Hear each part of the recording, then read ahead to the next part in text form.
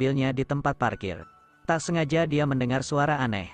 Dia pergi untuk melihatnya. Setelah menemukan sumber suara, dia dengan ramah bertanya kepadanya, "Apakah kamu membutuhkan bantuan?"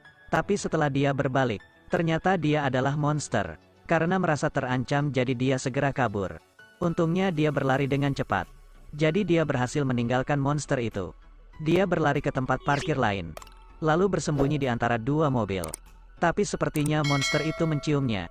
Monster itu tiarap dan terus mencarinya. Tiba-tiba alarm mobil menyala. Monster itu berlari ke arah suara itu berasal. Miho mengambil kesempatan lalu berbalik dan lari. Tapi monster itu merasakan ada gerakan di belakang. Kemudian berbalik dan langsung mengikutinya. Melihat pintu belakang mobil di depan terbuka, dia berlari dalam keputusasaan. Dia hanya harus melompat ke truk sebelum monster datang.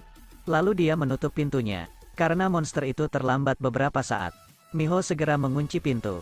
Tapi kali ini terdengar suara. Kemudian secara bertahap suaranya menghilang. Miho senang dia bisa melarikan diri dari monster itu. Saat dia menunggu dan mengatur nafasnya secara perlahan, tiba-tiba monster itu masuk melalui celah. Lalu monster itu merusak mobil menggunakan cakarnya. Melihat monster hendak merangkak ke dalam mobil dan menyerang Miho, tiba-tiba ada seorang pria yang berlari ke arah mobil. Pria itu menghentikan mobilnya. Monster yang melihat itu bergegas menyerangnya. Dia melemparnya hingga terjatuh ke tanah. Lalu angkat monster itu tinggi-tinggi untuk menghancurkannya. Kemudian tarik kaki monster itu dan lemparkan ke sebelah Miho. Sekarang Miho ada di dalam mobil mengawasi pria itu melalui lubang. Dia melihat seseorang menatapnya. Jadi dia menoleh. Tapi saat dia melihat Miho, tiba-tiba monster itu bergegas mendorongnya. Mereka terbang menjauh. Lalu Miho merasakan ada yang jatuh di atas kepalanya. Lalu dia melihat atapnya disayat beberapa kali dengan pisau oleh benda tajam seperti cakar. Akibatnya hal itu menjatuhkan beberapa percikan seperti kembang api.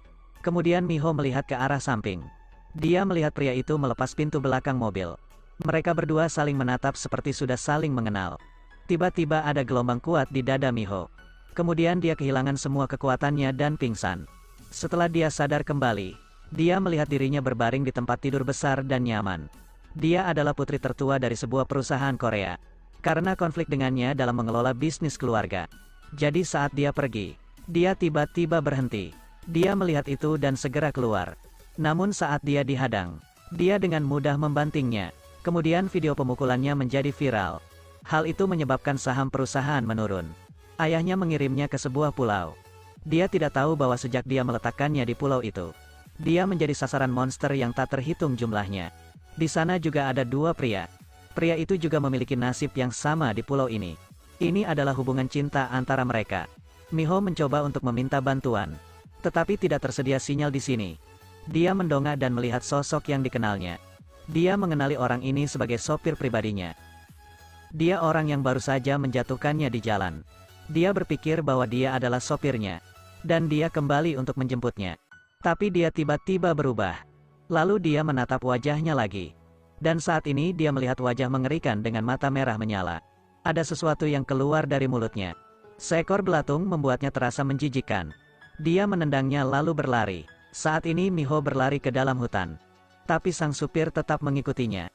Dia masih mengejar dengan kecepatan kilat. Dia berhasil menangkap Miho. Dia mencekik lehernya. Kemudian dia membuka mulutnya dengan lebar. Tiba-tiba seorang pria lewat. Monster ini ingin mendekat untuk melihat siapa yang berani mengganggunya. Tapi sekarang dia melihat tangan monster itu telah terpotong. Dia mulai merapal mantra dan langsung mengeluarkan kekuatannya. Dan dalam sekejap lengan yang terputus itu telah tumbuh kembali. Saat monster itu akan membunuh Miho, pria itu muncul di depannya tepat waktu. Dia menangkis serangan monster itu. Kemudian dia memukulnya hingga terhempas jauh. Kemudian dia bergegas menuju monster dan menangkapnya. Dia melemparkannya ke udara lalu menginjak batang pohon dan melompat menunggu monster itu jatuh. Saat turun dia langsung menebas dan menendangnya. Setelah menebasnya berkali-kali, makhluk itu berubah menjadi abu.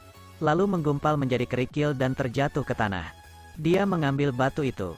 Lalu dia melihat orang yang baru saja dia selamatkan. Dan dia juga menemukan bahwa ada orang di dekatnya. Dia berjalan mendekat dan menyuruh Miho untuk tidak memikirkannya. Dia hanya harus melarikan diri dari sini agar dia bisa selamat. Dan dia sendiri akan menghilang. 1000 tahun lalu ketika dia masih menjadi manusia, semua orang di desa dibunuh oleh monster. Dan hanya menyisakan dia seorang. Dia diselamatkan dan dipertemukan dengan sesepuh. Kemudian dia dibawa ke ruang rahasia. Di sini mereka melihat monster yang sangat ganas. Tujuan dia membawa anak-anak ke sini untuk menyuntikkan darah monster kepada mereka. Hal ini untuk membuat ras baru yang tahan terhadap monster. Beberapa hari kemudian anak-anak itu disuntikkan darah monster. Hanya 2 dari mereka yang selamat. Salah satunya adalah dia. Mereka menamainya Johan.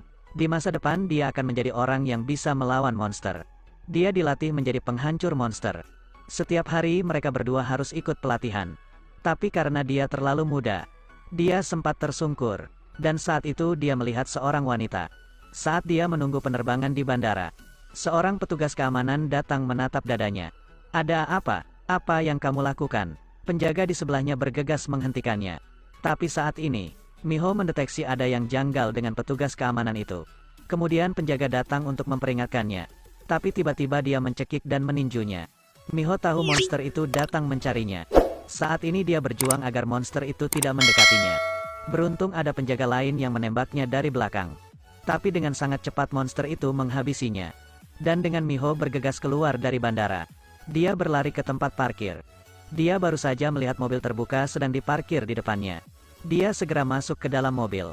Saat ini pengemudi menyadari bahwa dia akan mencuri mobilnya. Dia mencoba menghentikannya. Tapi saat akan menutup pintu mobil, tiba-tiba monster itu datang dan melemparnya. Dia hendak menarik Miho keluar dari mobil. Dia menggunakan kakinya untuk mencegah monster mendekat. Dia menutup pintu mobil dan segera pergi. Tapi saat itu Miho mengira dia telah berhasil melarikan diri. Tapi ternyata monster itu masih mengejarnya. Dia melompat dan mendarat di atap mobil. Kemudian Miho mempercepat lajunya. Dia mencoba menyingkirkan monster di atas mobil. Tapi monster itu masih bertahan dan merangkak ke samping mobil. Kemudian monster itu memecahkan kaca dan hendak meraih Miho. Tapi seketika Miho melihat patung batu. Tapi pada akhirnya dia menabrakkan mobilnya ke patung batu itu. Mobilnya terbalik. Miho keluar dari mobil tanpa cedera.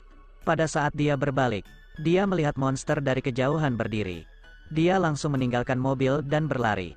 Lalu Miho bersembunyi di sebuah gudang. Monster itu terus mencarinya. Saat dia melihat monster itu pergi, Miho berdiri dan ingin berpindah tempat. Tapi dia membuat suara. Monster yang belum pergi jauh itu menoleh. Hingga pada akhirnya monster itu mengejarnya lagi. Tapi saat ini monster itu berhasil menghadangnya. Pada saat akan menerkamnya, tiba-tiba monster itu terhempas. Ternyata Johan yang telah menyelamatkannya. Awalnya Miho melihat Johan sebagai monster. Tapi sekarang dia melihatnya sebagai pahlawan. Dia melangkah maju dan menghancurkan batu. Dia bertarung melawan monster itu. Dan akhirnya dia berhasil mengalahkan monster itu. Dan Miho melihatnya berubah menjadi batu. Dia menyuruh Miho agar tidak berurusan dengan monster lagi. Dan Johan lagi-lagi menyelamatkannya.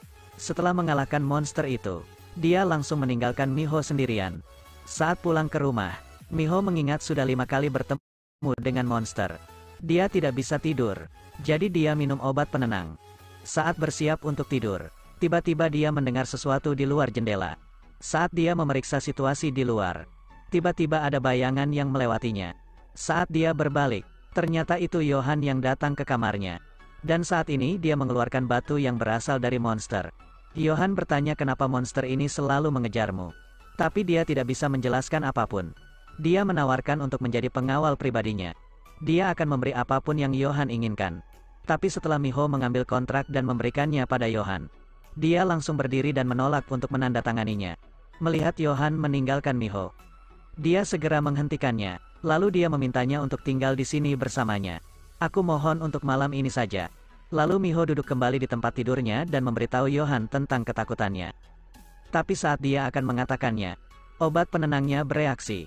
Setelah dia bangun, dia tidak melihat Johan dimanapun. Tapi dia berlari untuk melihat kontrak yang dia serahkan kepada Johan kemarin. Hal ini membuat Miho senang.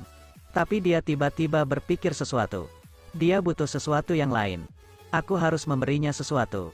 Ternyata dia melihat gadis yang berasal dari beberapa ratus tahun yang lalu. Ternyata dia yang membunuhnya sendiri. Haruskah aku membencimu karena telah melupakanmu? Atau haruskah aku senang? Cerita pun berakhir. Terus ikuti Edelweiss Review untuk mendapatkan update cuplikan film berikutnya.